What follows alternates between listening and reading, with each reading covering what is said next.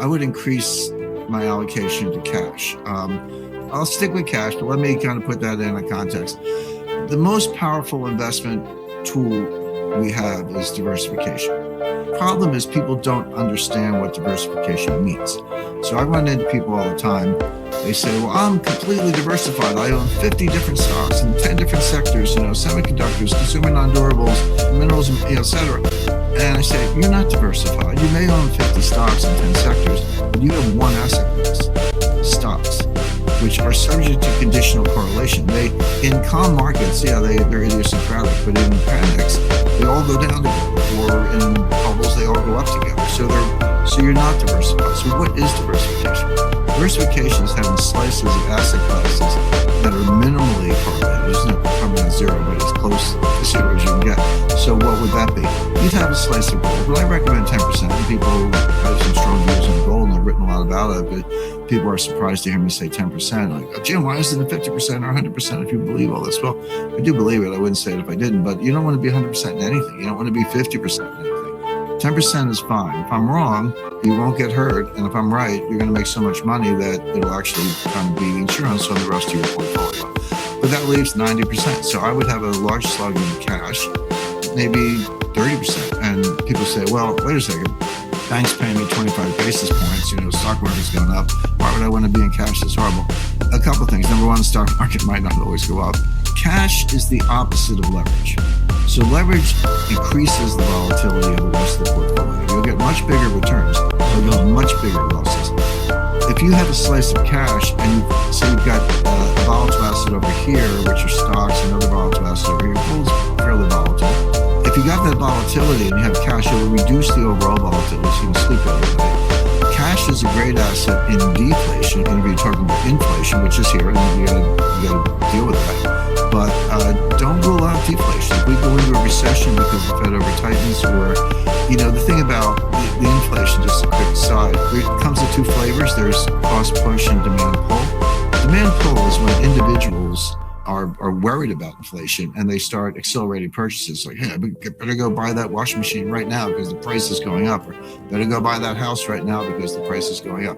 That's demand pull. Cost push comes from the supply side, not the demand side.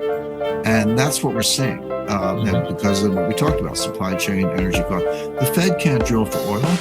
Raising interest rates doesn't get you more oil or natural gas. So the Fed can't do anything about it except kill the economy. Yeah, that'll cool it off. But when you pay, I put gas in my car. I don't just read about this stuff. It used to be $45. Now it's about $75. Multiply that by 200 million cars across America. What happens is it reduces your discretionary income. If you're paying another $30 at the pump twice a week, then you're not going to go out to dinner Friday night. You're not going to, take a vacation, whatever it may be. So that depresses all those other areas. So there is this recursive function. So don't rule out deflation down the road. Not right away, but maybe next year. So cash. Here's the biggest value of cash. It gives you optionality. People don't understand this. What if I said to you, hey, I'll sell you a call option, an at the market call option on every asset class in the world? You go, gee, that sounds kind of valuable. Well, that's what cash is. When things are crashing, you're the one who can go shopping. And nobody's better at this than Warren Buffett. He's got his cash level at Berkshire Hathaway at an all-time high. So there's a place for that. You can have some stocks, but I would look at the energy sector. I actually built and I own the largest non-commercial solar module field in New England. And I run my house off it. It produces about 7.5 kilowatt hours. So I know a little bit about it. And what I know is it doesn't work at night. It doesn't work in snow. It doesn't work in rain. It doesn't work in really cloudy days. By the way, you don't run your house off of solar modules. You run your house off of batteries. Yeah. And the modules charge the batteries. So you watch the battery. That's how you manage it. So it works fine. But if you think you can run cities with that, forget it. So it's just not practical at that scale. Even if you thought it was, and it isn't. That's very clear. Here comes wind turbines and solar. I'm not against it. You can say I own one, but they're not scalable. They're intermittent. And they don't give you the base power, the baseline power you need to run a modern power grid. Meanwhile, here's global demand.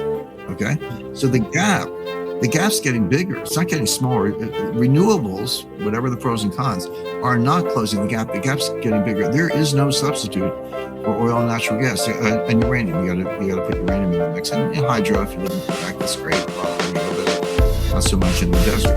And I've spoken to, without mentioning names, I would say you can go no higher in terms of who knows. Let's just say board members of the 5 biggest oil companies in the world who said, yeah, as he said, we talk about that, but we can't say it publicly because we'll be, dragged, chained and dragged through the streets.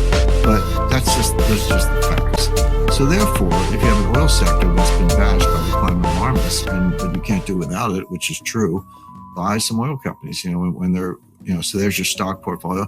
Private equity, venture, real estate, not commercial, but residential, yes. And, farmland, that's one of the hottest asset categories, and gold. So that's diversification. And that's the kind of portfolio you want, the kind of season to taste. So the question is, will the Fed go down that path, do what they have to do the only thing they can do, to subdue inflation at the cost of a very severe recession and something like a stock market crash?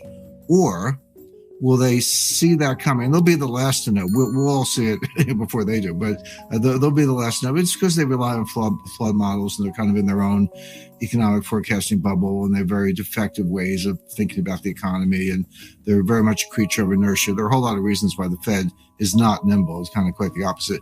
But they'll see it eventually, probably when it's too late. And will they balk at that point and stop rate hikes and maybe even reduce rates? That could save us from the recession, but that will just amplify the inflation. So rather than say which one's going to happen, I prefer to lay out those two paths and then just watch it very carefully. But more to the point, we've seen this movie before. This is a replay, and I think it's on, like you hit the remote control for double or triple speed. It's going to happen faster, but this is a replay of everything that happened from 2013 to 2019 and into 2020, which was, I'll just go through it quickly. So 2013, May, Bernanke says we're going to taper asset purchases. That's money printing, quantitative easing, whatever you want to call it. The market, tanks, bonds go down. Everyone's like, oh, it's over. Bernanke balked. But finally, in November 2013, they said, okay, the taper begins. They were still printing money, but at a slower rate, and that matters.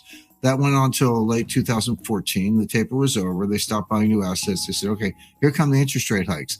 Except they didn't come for another year. It wasn't until December 2015 that then Janet Yellen finally raised rates. And then another year for the second rate increase. So it was December 2016. So it was really, really slow. It took 2.5 years, but they got to 2 rate hikes. But then here comes Jay Powell. And then like clockwork, boom, boom, boom, 25 basis point hikes every meeting. And all the Fed was trying to do was to get back to normal. They were trying to get interest rates to maybe 2.25, 2.5, get the balance sheet down to, something like 2.5 trillion. They never specified it, but that would have been a reasonable level. So, okay, now interest rates are kind of normal, 2.5, balance sheets down around 2.5 trillion. We're back to normal. We finally got through the global financial crisis of 2008. We undid all that stuff. Well, what happened? From October 1st, 2018 to December 24th, 2018, the stock market dropped 20%. That was the December 24th, 2018, we call it the Christmas Eve massacre. Stock market went down 3% in one day. But the Fed was tightening into the weakness, as they always do. And the last interest rate hike, it was December 16th or 17th, within a day or two, but mid-December 2018, they were still hiking and raising rates. And that was the last straw. And then the market just tanked. And then finally, Jay Powell got the message first week of January 2019. He says, okay, that's it. We're going to be patient. Use the word patient. It's one of these code words. You have to get the code book out and see what it means. But patient means we won't raise rates again without giving you advance warning so you can get out of your carry trades or whatever. And then he went further, said, looks like we got to cut rates. And they did. And then by early 2020, here comes the pandemic. And then they took rates all the way back to zero. And then they started QE, 6, 7, call it what you want. They took the balance sheet to $7.5 trillion after getting it down to $3.5 trillion. So look at that whole sequence from 2013 to early 2020, including the pandemic. What happened? They tapered the asset purchases. They raised rates. They sank the stock market. Then they said, okay, no more rate hikes. Then they cut rates. And then they started QE. And by April 2020, where were we? Zero rates, back down to zero, and the balance sheet was $7.5 trillion after getting down to about $3.5 trillion. So that was a big a circle. They ended up back where they started from. But the point being, they failed to normalize. They failed to get rates where they wanted. They failed to get the balance sheet where they wanted. They did sink the stock market. Okay, now 2 years forward, here we are again. What are we doing? They just raised rates at the March meeting. They're going to raise them again in May, and that's the easiest forecast I've ever made. 50 basis points, May 4th. Boom. You can count on it. And they're going to announce. By the way, I don't have a crystal ball. The Fed told us this. I mean, that's the thing about the Fed. They may be wrong, but they're transparently wrong. So they tell you what mistakes they're going to make in advance. So that's the Fed forecasting is actually fairly straightforward because you just have to believe them. So they're going to raise rates again in May, probably 50 basis points. They're going to announce a reduction in the balance sheet. Whether they actually start it in May, they probably will. $100 billion a month reduction in asset purchases. So that's QT, quantitative tightening. In other words, they're running the same playbook they tried to run, or they started to run in 2013, 2014. They failed the last time. Why do they think they're going to be any more successful this time? Why do they think they can get out of this? And the answer is, the answer is they cannot without a recession. They can normalize rates in the balance sheet and they can stop inflation, but not without causing recession and not without causing a stock market crash. So the big question for the next year is, will the Fed do that? And they may. Or will they balk again, at which point you might rescue the market, but the inflation is just going to go wild. That's the debate. But the thing is about framing it that way. You've got two paths, and we'll get signals along the way. We won't be the last to know. The Fed will, but we won't. You'll be able to see this coming.